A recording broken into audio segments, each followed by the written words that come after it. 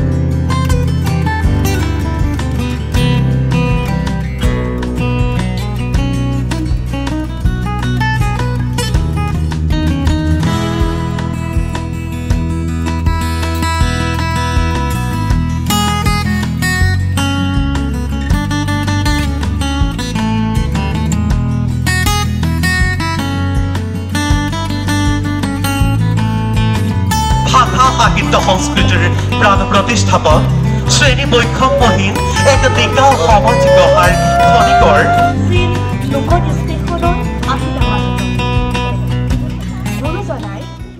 মহাপুৰুষ শ্ৰীমন্ত শংকৰদেৱ গুৰুজনাই 12,000ৰো অধিক বৰগীত ৰচনা কৰে যদিও এক বনপুৰা জুইত সকলো বৰগীত জান যায়।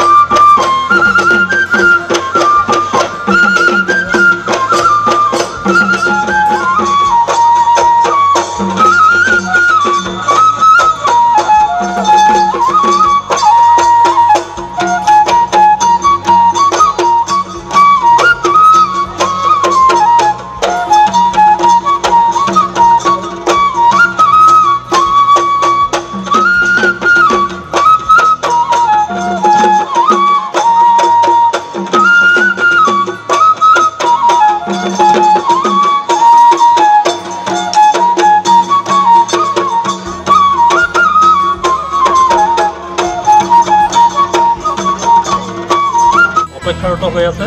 গতিকে আমি মূল সভালৈ আহিছোঁ আৰু প্ৰথমে আমি মঞ্চলৈ আমন্ত্ৰণ জনাব বিচাৰিছোঁ কটন বিশ্ববিদ্যালয়ৰ উপাচাৰ্য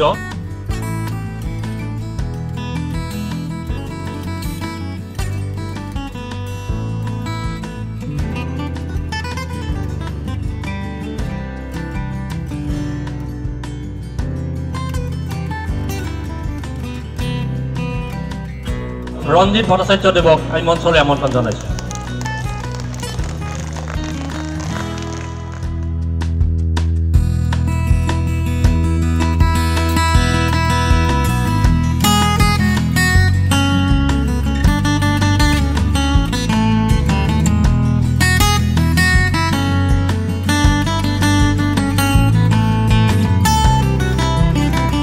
আমাৰ মাজত আছে জাহিৰ হুছেইন ডাঙৰীয়া। আমাৰ মাজত উপস্থিত হৈ যি ধৰণে আমাক অনুপ্ৰাণিত কৰিলে সেয়া সদায় স্মৰণীয় হৈ ৰ'ব।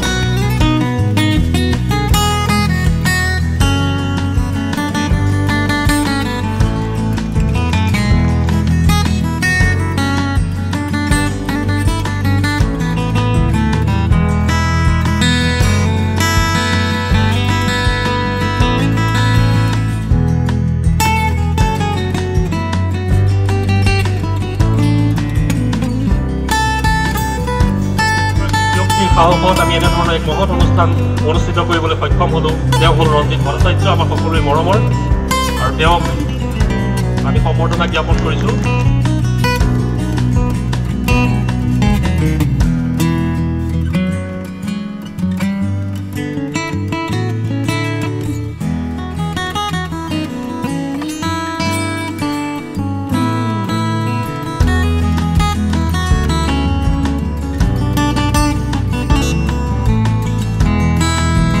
We are very grateful that both of you finally came to participate this event.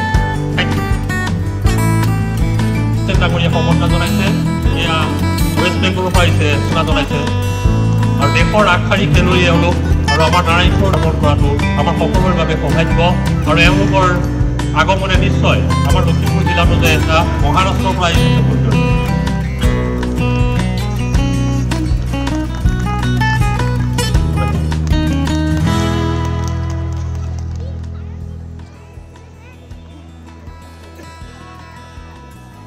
জিলা দবা সন্থা আৰু বিহপুৰীয়া নাৰায়ণপুৰ যুৱক সমাজৰ উদ্যোগত আয়োজিত এই আন্তঃৰাষ্ট্ৰীয় দবা প্ৰতিযোগিতা উদ্বোধনী অনুষ্ঠানত উপস্থিত থকা নিউজ লাইভৰ পৰিচালক সঞ্চালক, প্ৰায় 16 বছৰ ধৰি আমাৰ সাংবাদিকসকলক খলকনি তুলি অসমৰ বিভিন্ন প্ৰান্তত বিভিন্ন বাৰ্তা পৰিৱেশন কৰা প্ৰাক্তন খেলুৱৈও তেখেত প্ৰাক্তন দবা খেলুৱৈ মোহাম্মদ জাহিৰ হুছেইন ডাঙৰীয়া, কটন বিশ্ববিদ্যালয়ৰ উপাচাৰ্য প্ৰফেচাৰ ডক্টৰ ৰমেশ চন্দ্ৰ ডেকাদেৱ, লখিমপুৰ জিলাৰ আয়ুক্ত শ্ৰীযুত প্ৰণৱজিৎ কাকতি, আমাৰ এই খেলাখনৰ সভাপতি, আমাৰ ৰিচিপশ্যন কমিটিৰ সভাপতি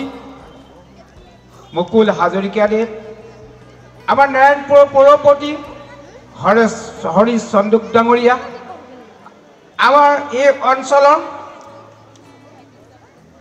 প্ৰফুল্ল বৰা ডাঙৰীয়া, আমাৰ ক্ষীৰপদ চাৰদা, প্ৰতিযোগিতাত উপস্থিত থকা খেলুৱৈ, দৰ্শক তথা আয়োজক সমিতিৰ সদস্যসকলক আদৰণি জনাবলৈ পাই মই নতুন আনন্দিত হৈছোঁ। বহুকেইজন ৰাষ্ট্ৰীয় তথা আন্তৰ্জাতিক খেলুৱৈক আমন্ত্ৰণ কৰি আয়োজন কৰা এই খেলখন অনুষ্ঠিত কৰাৰ উদ্দেশ্য হ'ল উন্নত মানৰ খেল প্ৰদৰ্শন কৰাই দবা খেলৰ প্ৰতি নৱপ্ৰজন্মক আকৰ্ষিত কৰা। আমাৰ এই প্ৰতিযোগিতাই সকলোৰে মন মগজু উদ্ভৱ কৰক আৰু উন্নত মানৰ খেল প্ৰদৰ্শন কৰি আমোদ ল'ব পৰা হওক, তাকে কামনা কৰি মাধৱদেৱ বিশ্ববিদ্যালয়ত এখন আন্তঃৰাষ্ট্ৰীয় পৰ্যায়ৰ দবা খেলৰ আৰম্ভণি কৰি এক বিৰল সন্ধিক্ষণৰ শুভাৰম্ভ পবিত্ৰ ক্ষণত সকলোকে স্বাগতম সম্ভাষণ জনাইছোঁ। মানুহৰ মন মগজুক সক্ৰিয় কৰা এক ৰোমাঞ্চকৰ খেল হৈছে দবা খেল। দবা খেলিবলৈ আৰু চাবলৈ ধৈৰ্য লাগিব। দবা হ'ল মগজুৰ এক্সাৰচাইজ। দবা খেল বিশ্বৰ অন্যতম পুৰণি খেল 1500 বছৰতকৈ অধিক পুৰণি এই খেল পৃথিৱীৰ সকলো ৰাষ্ট্ৰতে এক চিন্তা উদ্বেগকাৰী খেল হিচাপে পৰিগণিত হৈ আহিছে দবা খেল মগজৰ খেল এই খেলত পুৰুষ মহিলা ল'ৰা ছোৱালী উভয়ে একেলগে প্ৰতিনিধিত্ব কৰিব পাৰে দবা খেলিলে মগজুৰ ব্যায়াম হয় মগজুৰ সক্ৰিয়তা বৃদ্ধি পায় স্থিৰ হয় ধৈৰ্য শক্তি বৃদ্ধি কৰাৰ লগতে এই খেলে মানুহক সংযমী আত্মবিশ্বাসী কৰি তোলে দবা খেলে বিশেষকৈ গণিতৰ বিদ্যায়তনিক কৃতিত্ব বৃদ্ধি কৰিব পাৰে দবা হৈছে মানসিক ধৈৰ্যৰ খেল নিয়মীয়াকৈ দবা খেলাৰ ফলত ছাত্ৰ ছাত্ৰীসকলে ধৈৰ্য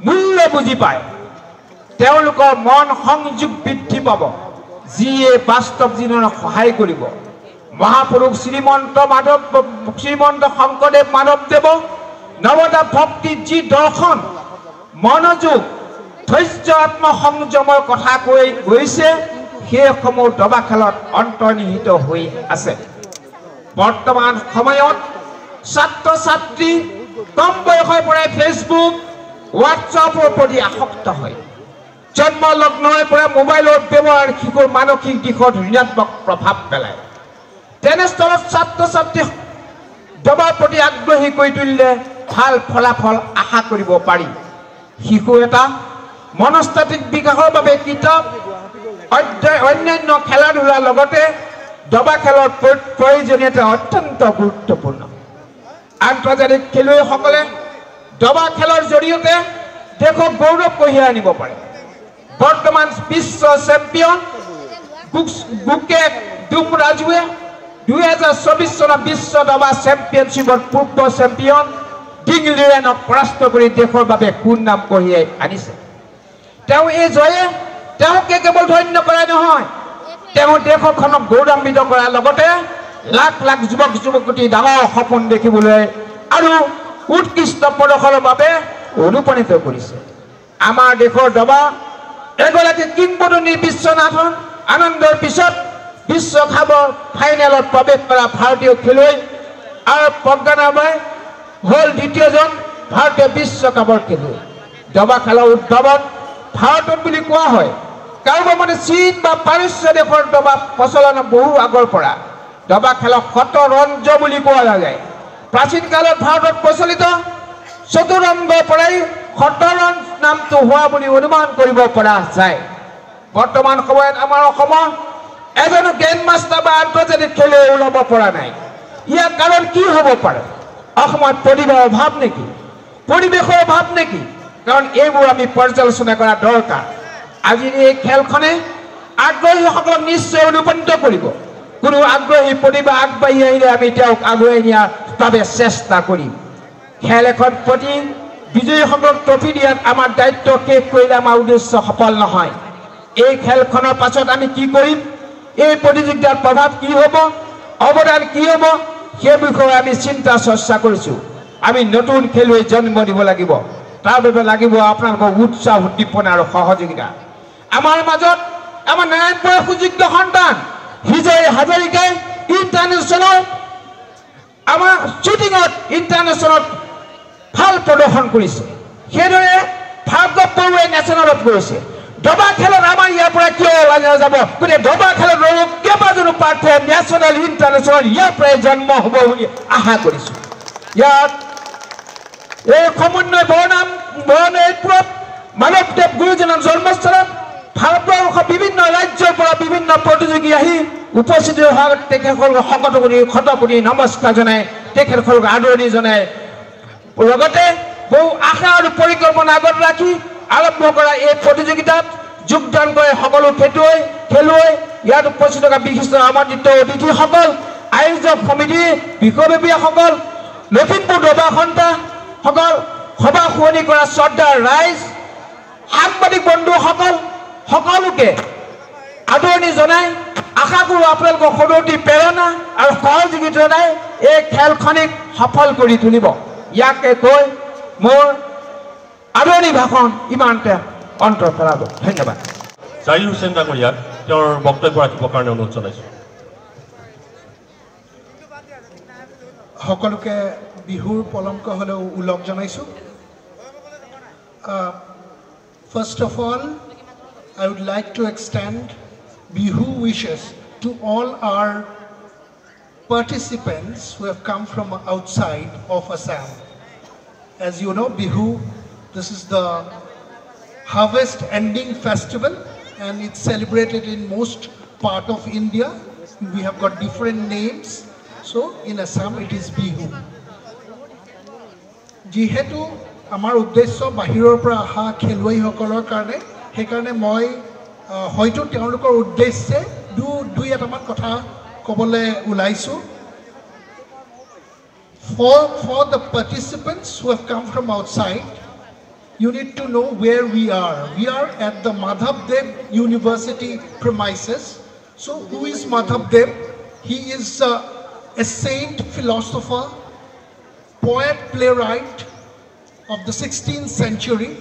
His birthplace is, I think, about 5 kilometers from here. So if you get a chance, and I would like to request the organizers to give you a tour of that area, Letekopuk, which is just nearby, so that when you go back, you can take some memories back home, despite your professional matches that apart. And when this program started, you must have seen quite a number of ladies sat on the floor stage and performed a song for you. But then this is a devotional kind of song which is known as Borgit. And Borgit has been composed by both Madhav Dev and his guru, Srimanta Shankardev. He is the pioneer of propagated Vaishnavism. The Vaishnavism has been propagated by Srimanta Shankardev, and Madhav Dev was his most loved and prominent disciple. So Shankardev and Madhav Dev are two iconic symbols of Assamese culture, identity, which we carry forward. And this Borgit is generally sung to start some auspicious occasion, mostly sung in the monasteries, the namghars as we call. So for you, this match is considered very auspicious, and that's why they have performed this Borgit for you all, so that this match, this tournament passes off peacefully. You must have performed in various parts of the country and abroad, but for us, or for the people of Narayanpur, very small, located about more than 250 to 300 kilometers from Guwahati, this is a very big thing. You people coming here, some international masters, some prominent players coming from all over the world, gives them a lot of confidence and inspiration. So I hope you will enjoy your stay, you will be a motivation for the youngsters of Assam, and I am pretty much sure the organizers will take care of you, your stay and other facilities. I wish you all the best, and I wish more Pratham Bipuria Narayanpur International Championship Chess Tournament. মই তেওঁলোকক আয়োজক সকলোকে অভিনন্দন শুভেচ্ছা জনাইছোঁ, যাতে তেওঁলোকে সুকলমে পাতি লৈ যাব পাৰে। এটা সাহস কৰিছে, মই দেখি আছোঁ ইয়াতে গোটেই যিসকল আয়োজক আছে তেওঁলোকে এই সাহসটো বহুত ডাঙৰ কথা। আৰু ইয়াতে মই দেখি আছোঁ জিতুমণিকে ধৰি ৰঞ্জিত ভট্টাচাৰ্য, ইয়াৰ উপায়ুক্ত আছে, ইয়াৰ গোটেই কৰ্মকৰ্তাক যিসকলে লাগি আছে ইমান দিনে, তেওঁলোকক অভিনন্দন শুভেচ্ছা জনাইছোঁ, যাতে পৰৱৰ্তী আগলৈও যাতে এনে ধৰণৰ সুন্দৰ প্ৰতিযোগিতা আয়োজন কৰে। I again wish you all the best and thanks for coming to Assam and be part of this wonderful tournament. Thank you once again. ধন্যবাদ। নমস্কাৰ। মঞ্চত উপবিষ্ট Shri Pranabjit Kakati, DC north Lakhimpur district of Assam, Shri Ranjit Bhattacharya ডাঙৰীয়া, শ্ৰী জাহিৰ হুছেইন ডাঙৰীয়া, নিউজ লাইভৰ মুখ্য editor,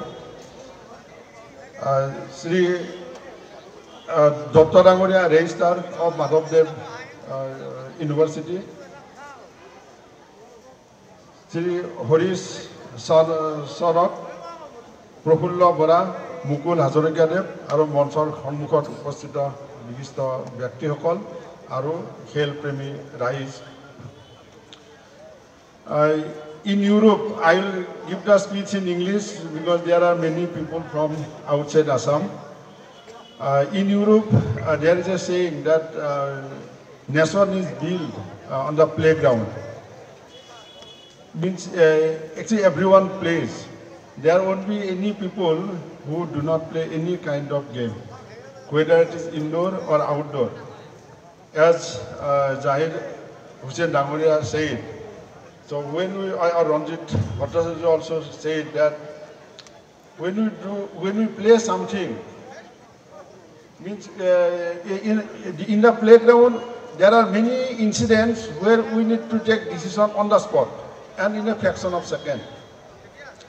Many times, not in one day, or means every second is important in playground, or in chess every movement is important. So that helps in our day-to-day life. So when we go for studies or any kind of job, so we need to take decision, and that decision is developed in the playground itself. So because of that, in Europe, it is compulsory that all students has to participate in any kind of game. So I was in Tokyo University for about 2.5 years. So I used to play volleyball. I was part of the team. And in the when there are university week, it is compulsory for all the students to participate, whether he is good or bad. But everyone has to participate. No one can escape. So whether they will win or not, that does not matter. But participation is important. So they make that everyone participate in any kind of game. And if we see in Olympic, in America, Japan or China, that medal winner, many of them are students of college or universities. They are not, they are professional, but they are built. That sportsmanship is built in school, college and universities. They have developed the infrastructure in any kind. If we go any kind of school, we get indoor game facilities and outdoor game facilities. Without those facilities, people cannot even build an institute. So that is first requirement. So in India also now in recent time, in our government has developed many infrastructure, sports infrastructure, and our present government is aiming that in 2036, that Olympic will be held in India. So I wish that many of the Indian participants will be able to participate in that Olympic. And in 2036 means we have another 11 years in hand. So if we start from now, then there is a possibility that we will be able to win medal, more number of medals than the last game. And coming to the cultural themes which we have enjoyed this morning. So before I tell about cultural things, I also thank the organizer for giving us opportunity to sit in the sun, because this year, after a very long gap, I got the opportunity to sit in the sun for about 1 hour. Because I am not telling bad things. It is good because we are always in AC rooms, and we are in India 25 people are deficient of vitamin D. Although we have lot of sunshine, and we are having deficiency of vitamin D. So I think we should spend some time in sun, and I thank the organizer for that, not making any kind of shade here. So in culture, we have enjoyed this cultural evening, cultural morning, and in that we are linked to mainland India. So if we translate most of the cultural songs in terms of Saregama Padani, so we can get some kind of raga, best of that. Say here it was played, Bagurumba, and then another song was played. So if I translate to Saregama Pada, it is pa ga pa ga pa ga pa pa ga pa ga pa ga pa pa da pa ga re sa. This is nothing but Rag Bhupali. So similarly, our Bihu songs. So if we translate to Saregama Padani, so we will get many songs are based on Rag Bhupali. So we are connected. So we are not singing different things. So this is a traditional songs in India, but most of them are based on Raga. So I will not take your time. So I welcome all the participants who will take part in SES. And SES was originated in India in 6th century during Gupta dynasty. So then during Mughal period, it went to Persia. And Persia, there is one term called Shehmat. Shehmat means the king is in danger. Means when we put checkmate. So this is Shehmat in Persia, and from Middle East it went to Europe. There are some modifications in this in this game, and this was the game of king. In ancient time, king used to play this kind of this game. And during this playing, they used to develop some strategy, how to defend the country, how to attack the other country. So their strategy was made during this play. So it is very important now. Our the SES has been made so popular by Vishwanathan Anandji and this is Gumma Raju Gukesh. So they have made India proud. And SES also, they have made SES game proud in India. So I thank all the participants, and I wish all the best to all the participants. And thank you very much for giving me this opportunity and inviting me to this inaugural program. Thank you and namaskar. Respected Vice Chancellor of Cotton University,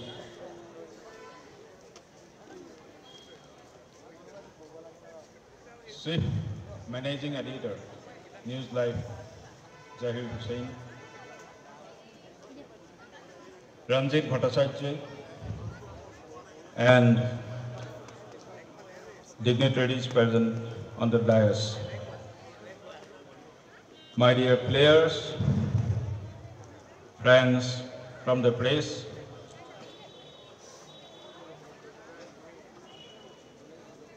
it's been a great pleasure to be a part of this grand event.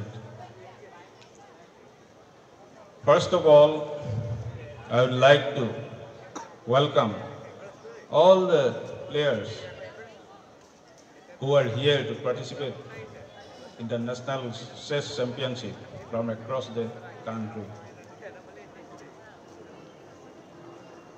মই ভাবো ইতিমধ্যে আমাৰ vice চেঞ্চেলৰ sir আৰু জাহিৰ হুছেইন ডাঙৰীয়াই বিস্তৃতভাৱে আপোনালোকক গোটেই খেল তথা এই ইভেণ্টৰ বিষয়ে কৈছে।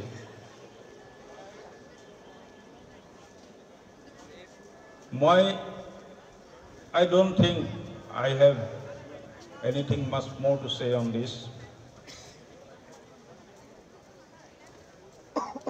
I'd like to welcome and wish all the best to the players যাতে গোটেই ইভেণ্টটো সুন্দৰভাৱে পাৰ হয় আৰু নাৰায়ণপুৰত এনেকুৱা এটা ইভেণ্ট পতাৰ কাৰণে মই ইয়াৰ অৰ্গেনাইজাৰ সকলকো মই ধন্যবাদ জনাইছোঁ আৰু জাহিৰ হুছেইন ডাঙৰীয়াই কোৱাৰ দৰে I wish all the players to visit the birthplace of Madhavdev, and also we are having some satras in and around Narayanpur. Please visit. I would also like to request the organizers to arrange a tour to the sites. আৰু বিশেষ মই একো নকওঁ, সকলোকে মই শুভেচ্ছা জনাই মোৰ এই বক্তব্য মই সামৰিছোঁ। ধন্যবাদ। ৰঞ্জিত ভট্ট ডাঙৰীয়া এনেকুৱাকৈ নীৰৱ মানুহ, কিন্তু আজিও তেওঁ হাক দিছে, মোৰ নক'বা এতিয়া কৈ আছে। মই এইকাৰণে কৈছোঁ তেওঁলোকৰ কাৰণে আমি হাত চাপৰি দিব লাগিব। 1000ৰো অধিক লখিমপুৰ বিহপুৰীয়াৰ লখিমপুৰৰ বিভিন্ন প্ৰান্তৰ দৰিদ্ৰ যিসকল ৰোগী বিনামূলীয়াকৈ GMCHত চিকিৎসা কৰোৱা এজন ব্যক্তি হ'ল ৰঞ্জিত ভট্ট ডাঙৰীয়া। আজিৰ তাৰিখতো কোনোবা দৰিদ্ৰ মানুহৰ ঘৰত যেতিয়া বেমাৰ হয়, ৰঞ্জিত ভট্ট ডাঙৰীয়ালৈ ফোন যায়, মোৰ মা বাচিবনে, মোৰ দেউতা বাচিবনে, আৰু ৰঞ্জিত ভট্ট ডাঙৰীয়া এখন এম্বুলেঞ্চ গৈ পদূলিত থিয় হয়। আৰু এনে এজন মহান সন্তান আচলতে নাৰায়ণপুৰ বিহপুৰীয়া লাভ কৰাটো আমাৰ সৌভাগ্যৰ বিষয়। তাৰ লগতে আৰু এটা কথা ক'ব লাগিব যে ৰঞ্জিত ভট্ট ডাঙৰীয়াৰ বাবেই যুৱ চামটোৰ মাজত এনে এক পৰিৱেশ সৃষ্টি হৈছে লাহে লাহে যে কেনেধৰণে সমাজখন আগুৱাই লৈ যাব পাৰি। ইতিমধ্যে বহু এই সমষ্টিৰে নহয়, বিভিন্ন প্ৰান্তৰ যুৱকে ৰঞ্জিত ভট্ট ডাঙৰীয়াৰ অনুপ্ৰেৰণাত তেওঁলোকৰ ব্যৱসায় আৰম্ভ কৰিছে, কৃষি কৰ্ম বিভিন্ন দিশেৰে তেওঁ আগবাঢ়িছে, তেওঁলোক আগবাঢ়িছে আৰু নেতৃত্ব দি আহিছে তেওঁ। গতিকে এনে এজন ব্যক্তি আমাৰ মাজত পাইছোঁ, এটা হাততালিৰে আমি তেওঁক অভিবাদন জনাইছোঁ। আমি আশা কৰিম আগলৈ তেওঁ আমাৰ সমাজখনক নেতৃত্ব দিব, আমাৰ প্ৰত্যেককে এনেধৰণে মানৱীয় সহানুভূতিশীল এটি মন লৈ সমাজৰ বাবে আগবাঢ়ি যাবৰ বাবে তেওঁ আমাক আশীৰ্বাদ কৰিব। এয়া শেষ মুহূৰ্তত আমি জনালোঁ আমাৰ ফালৰ পৰা। আৰু আজিৰ সভাখন ইমানতে আপোনালোকে জানে আমাৰ নাৰায়ণপুৰ জন্মস্থান, ইয়াত সমন্বয় ভূমি। এই সমন্বয় ভূমিত আমি বিভিন্ন ধৰণে বিভিন্ন সময়ত ফুটবলেই হওক, ভলীবলেই হওক, বিভিন্ন খেল খেলে আমাৰ এটা পৰিৱেশ সৃষ্টি কৰা হৈছে। আমাৰ ইয়াৰ পৰা নেশ্যনেল ইণ্টাৰনেশ্যনেল পৰ্যায়ত খেলিব ওলাইছে। কিন্তু আমি দেখিছিলোঁ দবা খেলত মনোযোগ দিয়া হোৱা নাছিল। সেইকাৰণে আমি লখিমপুৰ জিলাৰ দবা সন্থাক অনুৰোধ কৰিছিলোঁ আৰু আমাৰ নাৰায়ণপুৰ বিহপুৰীয়া যুৱকসকলক লগত লৈ ইয়াত যাতে এখন দবা কম্পিটিশ্যন পাতিব লাগে, আমাৰ প্ৰাইজমণিও হওক, খেল পাতিব লাগে। সেইকাৰণে আমি ইণ্টাৰনেশ্যনেল লেভেলত চিন্তা কৰিছোঁ। ভাৰতবৰ্ষৰ বিভিন্ন ৰাজ্যৰ খেলুৱৈ আহি পেলাই ভাগ লৈছে। এই খেলখন এখন সুন্দৰ সৰ্বাংগীন খেল হ'ব বুলি আশা কৰিছোঁ। আমাৰ ইয়াৰ মাজত আহি পৰিছে জাহিৰ হুছেইন ডাঙৰীয়া, আমাৰ নিউজ লাইভৰ চিফ এডিটৰ। আমাৰ ইয়াৰ মাজত আহি গৈছে আমাৰ কটন কলেজৰ VC আমাৰ ৰমেশ ডেকা ডাঙৰীয়া। আমাৰ মাজত DC আহিছে, গতিকে আমাক উৎসাহ উদ্দীপনা জনাবৰ কাৰণে, আমাৰ নাৰায়ণপুৰ বিহপুৰীয়া যুৱকসকলক উৎসাহ উদ্দীপনা জনাবৰ কাৰণে। আৰু বিভিন্ন জেগাৰ পৰা প্ৰায় আমাৰ ইণ্টাৰনেশ্যনেল আমাৰ মাষ্টাৰ্ছ দুজন আহিছে আৰু বিভিন্ন ৰাজ্যৰ পৰা যিয়ে ভাৰতবৰ্ষৰ বিভিন্ন ৰাজ্যৰ পৰা যিহেতু কেইবাজনো খেলুৱৈ আহিছে। আমাৰ নাৰায়ণপুৰ আজি ভাৰতবৰ্ষৰ বিভিন্ন খেলা প্লেয়াৰ অহাৰ কাৰণে আমি উৎফুল্লিত হৈছোঁ, আমি গৌৰৱান্বিত হৈছোঁ। নাৰায়ণপুৰৰ নিচিনা এখন ঠাইত, সৰু ঠাইত আমি দুগৰাকীকৈ ইণ্টাৰনেশ্যনেল মাষ্টাৰ্ছ, প্ৰায় 60গৰাকীতকৈ অধিক খেলুৱৈ অসমৰ বাহিৰৰ পৰা আহি অংশগ্ৰহণ কৰাটো মাধৱদেৱ বিশ্ববিদ্যালয়ত মই ভাবোঁ এটা সুন্দৰ পৰিৱেশ। আয়োজকক মোৰ ধন্যবাদ, কৃতজ্ঞতা জ্ঞাপন কৰিছোঁ যে এই ভাল ভাল প্ৰফেশ্যনেল খেলুৱৈসকল যে ইয়াত আহিছে। আমাৰ চেছ খেলা বা দবা খেলাটো যথেষ্ট মই ভাবোঁ অসমত আৰু এটা লেভেল ওপৰলৈ যাব বুলি মোৰ মনে কয়। আৰু নিশ্চিতভাৱে এইটো এটা ভাল পদক্ষেপ। ভাৰতত এতিয়া গুকেশে ৱৰ্ল্ড চেম্পিয়ন হোৱাৰ পিছত যিটো এটা মাত্ৰা পাইছে নৱপ্ৰজন্ম বা সৰু সৰু ল'ৰা ছোৱালীৰ মাজত যি ইণ্টাৰেষ্ট জন্মিছে, মই ভাবোঁ এই নাৰায়ণপুৰৰ এইখন যি ইণ্টাৰনেশ্যনেল চেছ টুৰ্ণামেণ্টে আৰু এটা পৰ্যায় ওপৰলৈ লৈ যাব বুলি মোৰ কামনা। মই ধন্যবাদ লগতে শুভেচ্ছা জ্ঞাপন কৰিছোঁ। यहाँ पे अभी प्रोग्राम हुआ तो काफ़ी अच्छी स्टार्ट हुई है, so climate is pleasant, looking forward to playing well. Maharashtra Mumbai. बहुत अच्छा लगा, फर्स्ट टाइम आ रहा हूँ, so I am enjoying this stay. Yes, I am from Manipur but I am coming from Hyderabad, playing for South Central Railway. Okay, बहुत अच्छा, like first time है मेरा इधर, सो बहुत अच्छा ऑर्गेनाइजेशन है, so I am enjoying. West Bengal, Kolkata.